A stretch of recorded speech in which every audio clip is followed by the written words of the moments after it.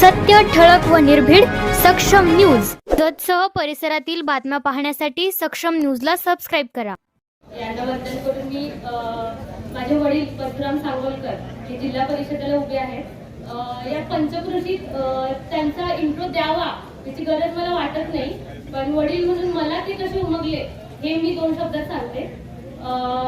ते 2002 ते 2007 पंचायत समिती त्यांनी चांगल्या प्रकारे यशस्वीरित्या पार पाडली, चांगली विकास कामं केली. त्याच्यानंतर 30 ते 35 वर्ष शेतकऱ्याच्यासाठी त्यांनी काम केलेलं आहे. फक्त दुकान आणि व्यवसाय असं न बघता शेतकऱ्याच्या बांधापर्यंत जाऊन त्याचे अडचणी समजून घेऊन त्यांना मार्गदर्शन केलेलं आहे आणि त्यांची तळमळ मी जवळून बघितलेली एक मुलगी म्हणून.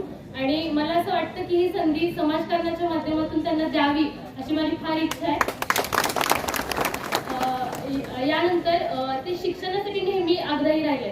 मी आता सध्या MD करते स्त्रीरोग तज्ञमध्ये. त्यांनी मला शिक्षणासाठी इतकं प्रोत्साहन दिलं आणि ते ह्या मताचे की मुलगी शिकलीच पाहिजे, मुलगी स्वावलंबी झालीच पाहिजे. कुठल्याही मुलीनं 1,500ची वाट बघत बसू नये, तिने स्वाभिमानानं कमावं आणि स्वाभिमानानं खावं या मताचे आम्ही आहे.